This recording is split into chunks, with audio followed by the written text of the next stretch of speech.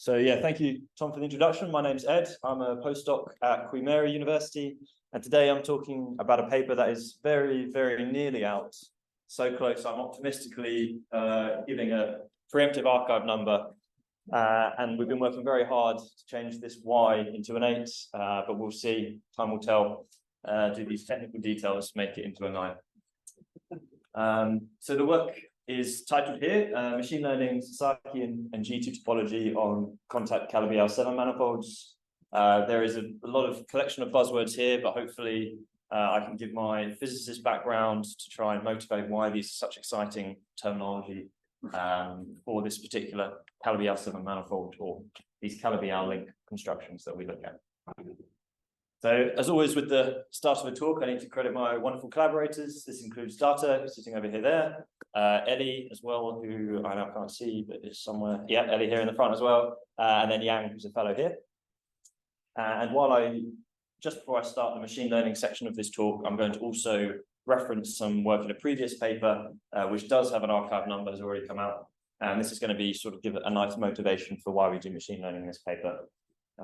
So yeah, all credits done. Now to go on to the actual talk plan. So how will this talk be structured? So I'll start off talking about these Calabi-Yau links. As I said, I'll try to do justice to why they're so exciting. They are fundamentally real 7-dimensional manifolds, and they're constructed from Calabi-Yau threefolds, which we heard a little about this morning. And specifically the Calabi-Yau threefolds that are constructed using weighted projective spaces. So first of all, I'll talk about these Calabi-Yau threefolds we use, and once I've discussed a little bit about what these are, I'll go on to talk about how we use those to build these Calabi-Yau links that we care about in this work. After talking about how these Calabi-Yau links are built, I'll then go on to talk about the real data we're working with here under this danger motivation for this talk. And it's going to be some topological invariants associated to this link. So a couple of those keywords at the beginning, that we're going to look at some Sasakian topological invariants, and we're going to look at some G2 structure topological invariants too.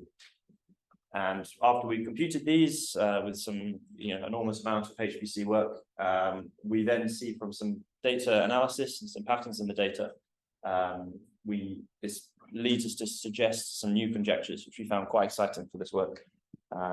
Related to these invariants. So I'll discuss why we thought these were relevant to include, and hopefully we can inspire some of the more, well, everybody here is more mathematically minded than me. Perhaps you have some good ideas of what the real maths going on behind the surface is here.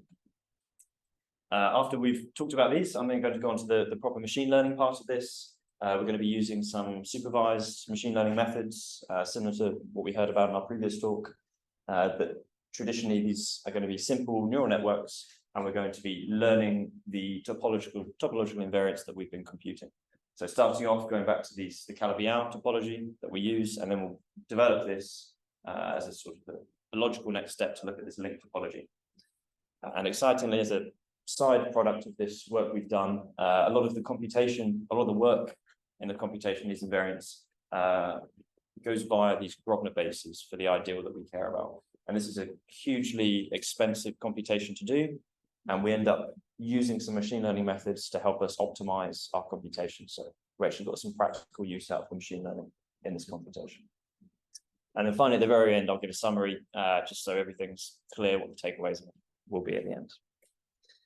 So first step. So this is the Calabi-Yau threefolds that we care about. So as we were hearing this morning, Calabi-Yaus are compact, scalar. They have this vanishing first Chern class. Oh, sexy, all right. Very nice. Okay, I can use this. They have this vanishing first Chern class, and they are particularly useful from a physicist perspective because they are the natural candidates for this compactification space of string theory. So string theory is an exciting theory of everything for our universe. It's a fundamentally 10-dimensional theory, but we live in 4 dimensions. So we need to do something with these extra 6. And the classic candidate is some Calabi-Yau threefold. These Calabi-Yau threefolds have multiple different ways of constructing them. This method I'm going to talk about very briefly here, which we heard before, is perhaps the simplest, and therefore was also one of the first ones built. So this database of Calabi-Yau threefolds one of the first built. So it's a logical thing for us to start with in this link construction too. So first of all, we start with some five-dimensional complex space. As Tom was mentioning earlier, we remove the origin really, and we do this identification that was talked about before. And as I won't repeat too much of what he said, but effectively we are generalizing from just projective space to some weighted projective space from what we heard before. And this means that for each of the coordinates, we have some integer weights that we raise this lambda coefficient to. The real data takeaway from this is that this identification, this is a condition that reduces our space from complex 5 to complex 4-dimensional. And because this identification runs for all values of lambda and for all values of z, the real data that we care about that defines the weighted projective space are these values. So these five these five positive integers that we care about are going to define our weighted projective space. But other than that, there are quite limited restrictions on what values these can take. There are infinitely many combinations, and this gives us infinitely many different weighted projective spaces. And it turns out, well, for each of these weighted projective spaces, we can consider this specific anti-canonical divisor, the hypersurface that Tom was talking about as well in his first talk. And under a specifically finite special set of these weights, this anti-canonical divisor will be a Calabi-Yau threefold. And it's exactly 7,555 cases. So there's 7,555 weight vectors. Each of these will give a weighted projective space where this specific hypersurface will be a Calabi-Yau threefold. The real nice thing about this is we have a finite database. We have something we can work with exhaustively and we can examine in full, which becomes quite important for some of the conjectures we talk about later. So the second block in this is to say that once we have a Calabi-Yau threefold, we're often interested in its topology, its properties. It's definitely, from a physicist's point of view, the topology is often correlated with phenomenological properties of the theory you end up working with. And for the topological properties, the Euler number and the Hodge numbers, so this one here and these, which comes out of the Point-Gray polynomial, there turns out to be exact formulas that relate these topological invariants to the weighted projective space that the Calabi-Yau is built from. Now, this is quite special for these topological invariants because what's slightly more general than what I was alluding to earlier is that each weighted projective space really gives a class of Calabi-Yau threefolds, whereby this hypersurface equation can have general coefficients that we can tailor to give different Calabi-Yaus. But it turns out no matter what these coefficients are in value, these topological invariants specifically, the Hodge numbers and the Euler number will be the same. So really what we're seeing here is for each of these weights, we're going to have a single Hodge set of invariants and a single Euler number. So we have some nice data that we can map together there. These formulas I've put up, these are exact formulas just in terms of the weights. You see it doesn't care about the actual Calabi-Yau equation coefficients we put in. And really, I'm not going to go into detail explaining what the parts of these equations are. Really, I just want to show that they are highly complicated. They can exponentially grow in terms of compute time. And the main thing to notice is that they involve a lot of integer divisibility checks. So this becomes really quite difficult when we're working with co-prime sets of positive integers.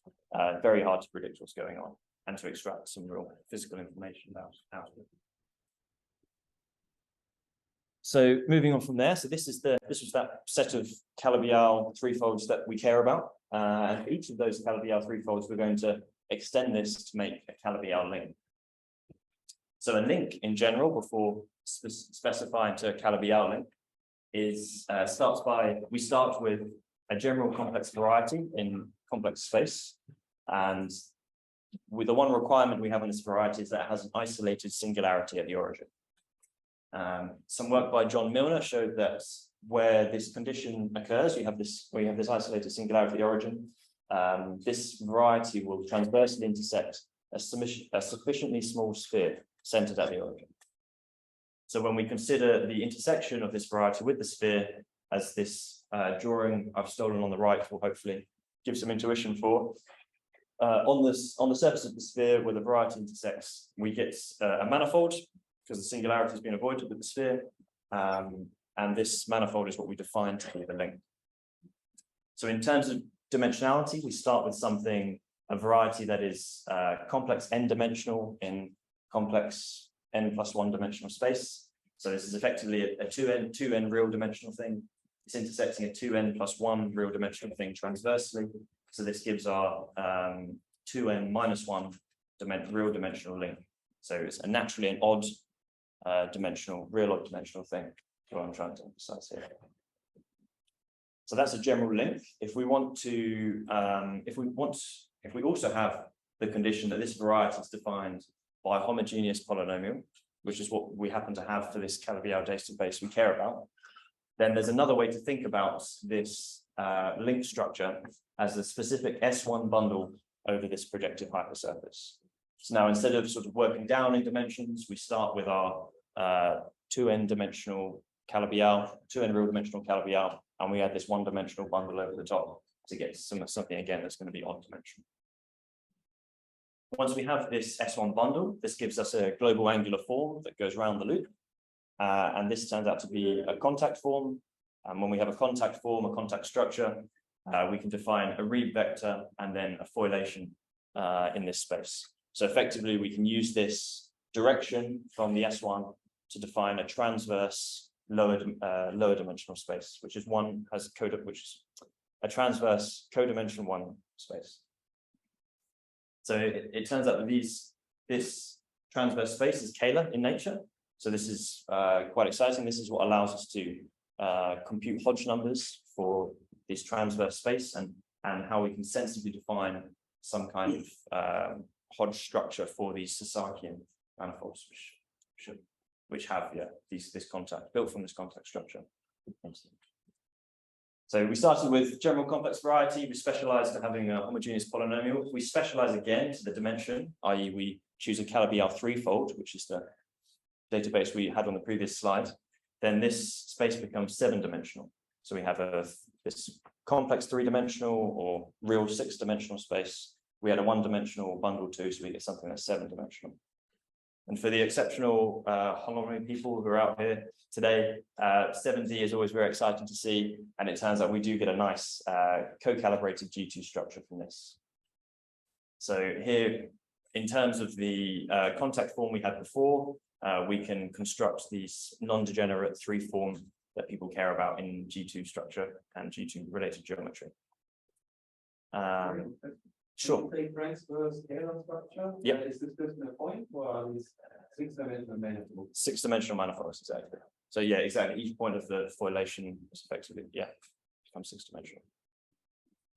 Okay, nice. Okay, yeah. So really, the takeaway from this, if you're less familiar with the geometry, is that the link is something very general. We specialize to a condition we have for our Calabi-Yaus, and we get Sasakian. So we have some structure to play with here. And if we specialize to 3-dimensional Calabi-Yaus, we also get this G2 structure that we can play around with too. So this becomes important for our computing our topological invariants.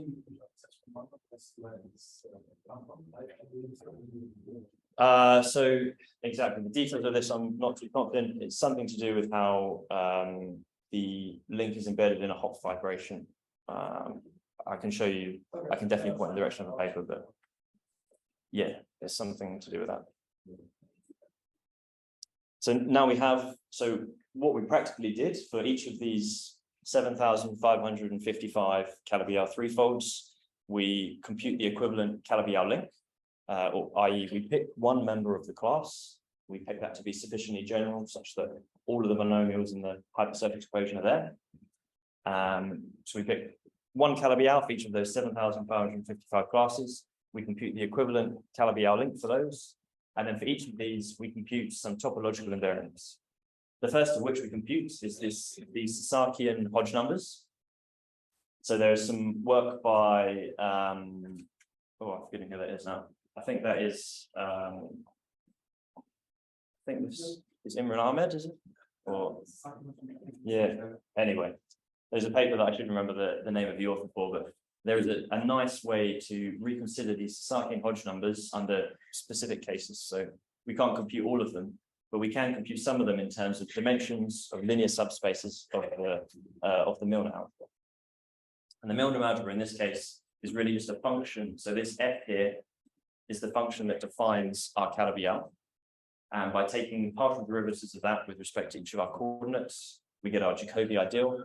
And from there, we can construct this quotient ring, which is our Milnor algebra.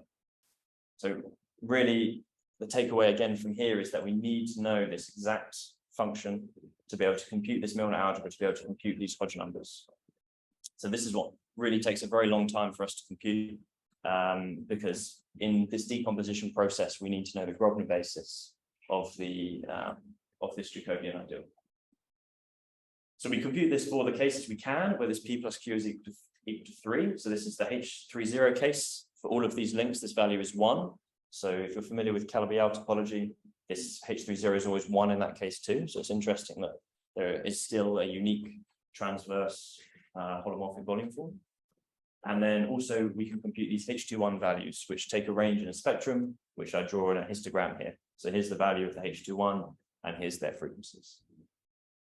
So this is our first set of data, the Sasakian data. We now also compute some G2 structure-related data. This is the Crowley-Nordström invariant, this new invariant, which is a integer number between in the range of 0 to 47.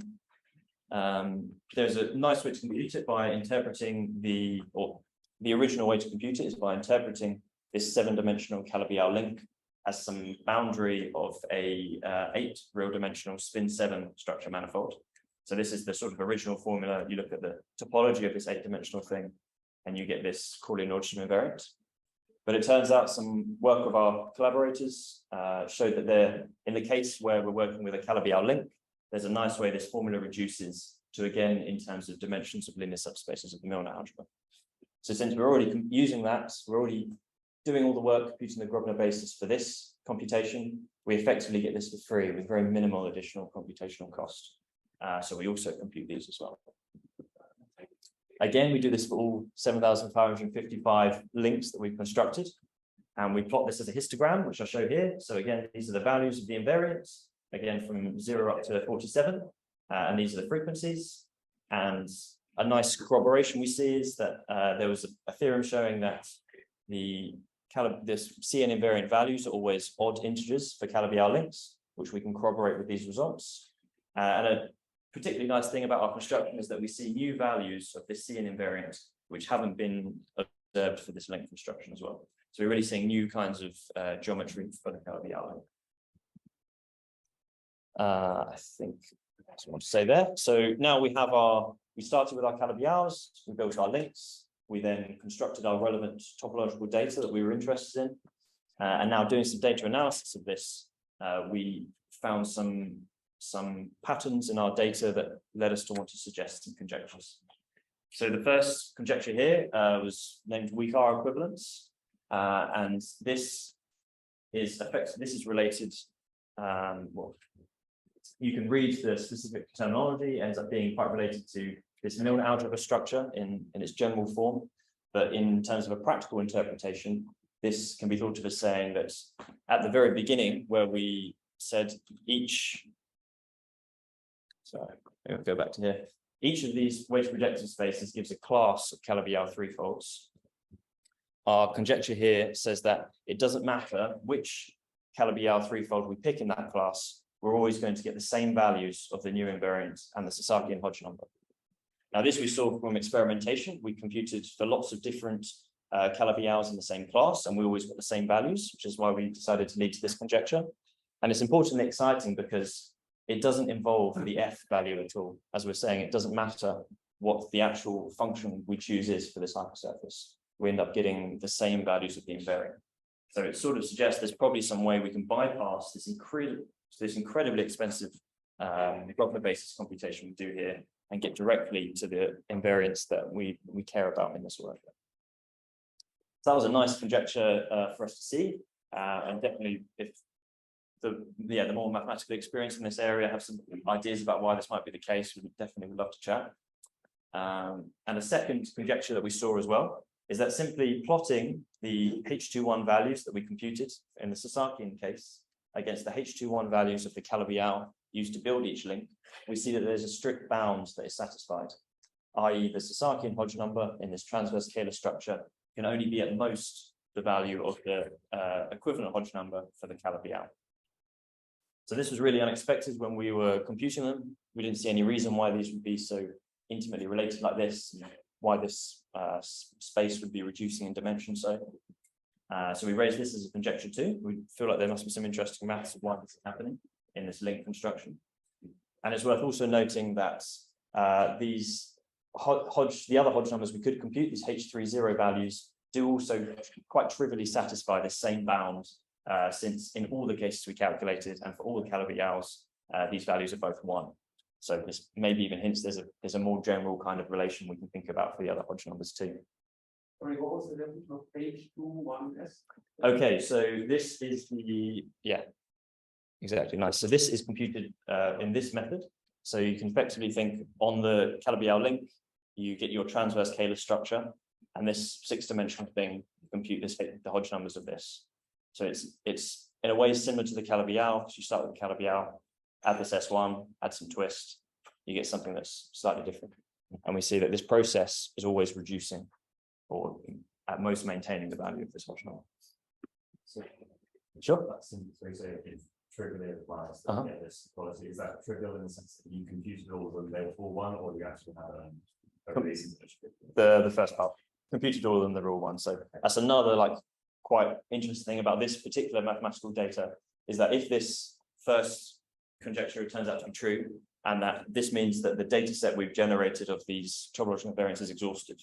There's no way through this link construction that you can get different values of the invariant. So in a way, this ends up, this conjecture would end up implying this conjecture too. So yeah, as you mentioned. So from those exciting conjectures we were happy about, I can go on to talk about the actual machine learning we did. So we have our data now, we have the Calabi-Yaus we use to build our Calabi-Yau links with. We have our topological data that we've computed for them. They're now inspired by many great papers that has done machine learning for topological properties. We also follow this paradigm. I can tell you a little bit about the architecture we use. So we start, as is fairly standard to do, with the prototypical structure of the prototypical architecture of neural networks. We set this up to be a regression problem. Since these Hodge numbers take quite a large range of values, we sort of assume them to be continuous for this setup and set this up as a regression problem. We use a neural network, which I'm sure everybody's familiar with. But for the sake of repetition, I can give a quick re-summary of what they are. The neural network is a non-linear function which can be very easily tailored to, is very adaptable in structure, and through the process of training, this learning procedure, it is fitted to try and approximate some relation between your input and output data. The reason they're so adaptable is that they're built from a constituent neurons, which are concatenated in layers. So you can really tailor the number of neurons you use, and each neuron you have a linear and then non-linear action.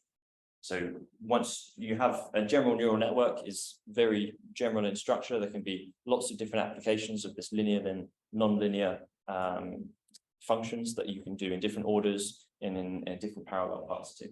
So really just trying to emphasize here, these neural networks are very general, and that's why they're so popular, they're so and so surprisingly successful perhaps as well. So if you care about the particular hyperparameters we use, we pick something quite small to work with. We just use layers around this size. We use the fairly standard mean squared error loss and the Adam optimizer. And then we also perform 5-fold cross-validation. So what this means for our input-output data, we split it into 5 equal partitions. And each of those partitions we use to train and test an independent neural network with the same structure. So this gives us 5 different measures of performance that we can average and calculate some standard error for. So this just gives a bit more confidence in our results. I should say because this is a regression problem, the measure that we focus on here has to be a regression measure. And here the one I present in this work is the R-squared measure. So the sort of thought process behind this is that it compares the performance of your model to some null model that always predicts the mean. So in the case where we have a perfect model and this y predict is always exactly to the true value, this numerator is going to be 0, and we're going to have an R² value of 1. In the case where we have a neural network that's basically learned nothing, this means that on average, it's going to be predicting something around the mean, and these numerator and denominator is going to be roughly equal, and we're going to have an R² value around 0. So we have R² 1 for perfect learning, R² 0 for no learning. But in the case we have a ridiculously stupid neural network, this can blow up in value, and we can have an R² value that's unbounded below. So this is the regression structure that we're setting up for our problem. What we specifically use as our input and output data for this is our inputs are going to be these weights that define the weighted projective space we take the Calabi-Yau from. And if are motivated a bit by this conjecture here, where we say that the weights are the only important information to define these, we believe this to be a sensible problem to set up for machine learning to try and really uncover what this actual function is that's connecting each of these weights to the respective Calabi-Yau linked topological properties. So, oh yeah, sure. So the reason we have a small network and you use like type of cross addition because we have a small data set. Yeah, it's partly that. I mean, exactly. We have a small data set, so but for sure, double descent phenomena means you can use very big networks as well, right, with equivalent performance. There wasn't too much, we did some heuristic tuning, nothing too thorough, but it's really, I guess, more along these lines Tom was saying about earlier, but really just the existence of good performance is what we're motivated by, not perfecting this performance. So we're less focused on getting exactly perfect type of parameters. But anyway, we did some heuristic tuning, and this ended up getting some good scores. So as I mentioned at the very beginning, as a motivator for this machine learning, the Calabi-Yau link topological properties, I was going to mention some previous results in another paper, which learns these Calabi-Yau topological properties. So this is work which was done in a previous paper, and in fact is well modeled off some work Yang did back in 2017, which was sort of some of the first time machine learning has been introduced to the string community. And in this paper, we restructured it so it was more consistent with this regression structure. So here we see these results for learning these Hodge numbers, and this Euler number are incredibly high. So as I said, 1 was perfect learning, 0 was no learning. These values are all very close to 1. So this indicates that these Hodge numbers can be well, approximate formulas from weights to Hodge numbers can be well modeled by these neural networks. And this seems a sensible thing for the Calabi-Yau case, because as we showed here, there are exact formulas that that go from the weights in these formulas to the Hodge numbers and to the Euler number. So there is an exact formula that people know. Although it is very complicated, it can be well modeled, at least some approximate version of it, by neural networks. So motivated by this, we wanted to use the same kind of structure to try and learn these Sasakian Hodge numbers that we computed. And in particular, because the H30 was always 1, we didn't bother looking at that, but we did look at this Sasakian H21 value. So we tried to predict this. And quite surprisingly and reassuringly, we get exactly equivalent performance up to the error. This value and this value are the same. So that's quite nice, very exciting to see that neural networks can also predict this H21 value, bearing in mind there is no known relation from weights to the Hodge numbers. The only way that this can be computed as we did it is via using this specific polynomial, computing this Gröbner basis, which was an enormously long computation. So these neural networks are really finding some kind of connection, which is currently unknown in mathematical literature. So very exciting results that corroborate our conjectures that we raised in this work too. A final thing to comment on is that, so in the computation of these invariants, a key blockade to us efficiently computing them was this process of having to compute the Gröbner basis first. So the Gröbner basis is a generating set for this Jacobi ideal, and it's a famously doubly exponential time complexity algorithm for computing.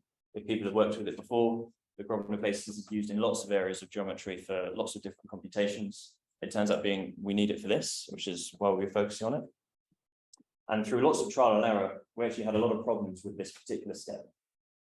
So to give you an idea of why this ended up being a problem, for this database of 7,555 links, In some cases, this Gröbner basis could be computed in the order of minutes, and in some cases, it was computed in the order of weeks on the HPC cluster we had access to.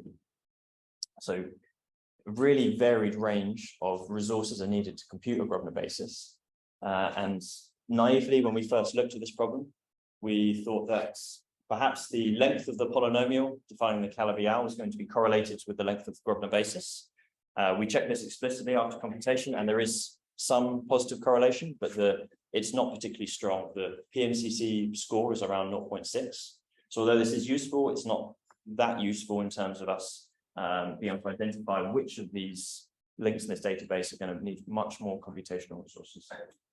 So being motivated to try and find a better way of predicting the length of the Gröbner basis and how long this computation was going to take, we turned to our old friend machine learning, and we again used the same neural network structure we did before with the same weights inputted, but now we're going to be outputting the length of the Gröbner basis.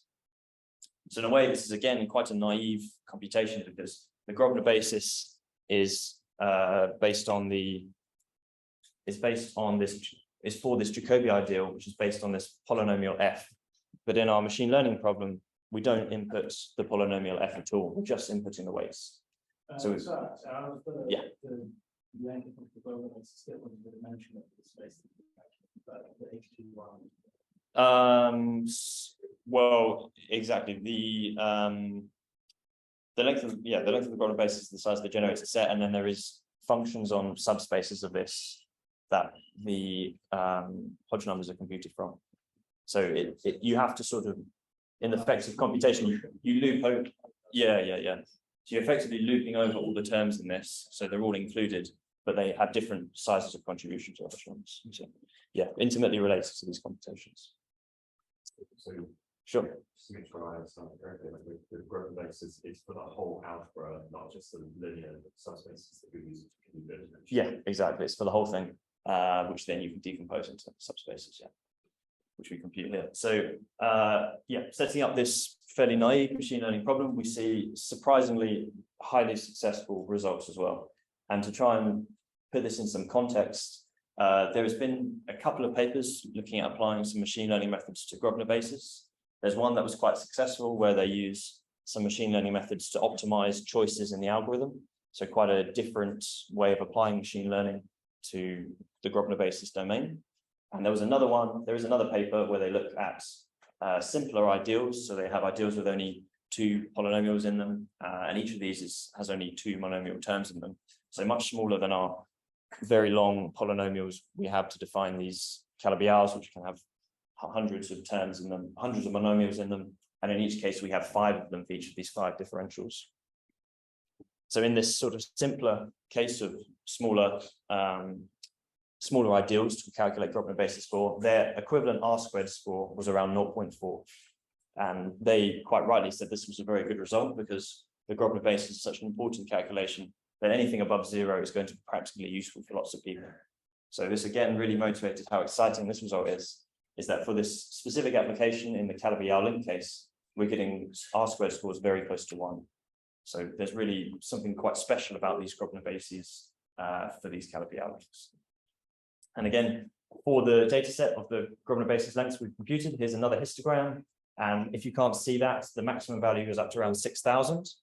So as a more interpretable measure of performance, the mean absolute error is around 100. So quite nicely, using this network, we can very quickly predict if up to an error of around 100, whether a given weight system is going to give us a Gröbner basis with scale less than 1,000, i.e. we can compute it in the order of minutes on a laptop, or if it's going to be around the order of 6,000, in which case we need to allocate a very large RAM. We need a large RAM and a large wall time allocation on a HPC cluster to actually compute this. And this was actually, this ended up being very practical in us efficiently allocating resources to get these invariants computed. So as a final, this was the results that we had for this work, which we look forward to coming out soon.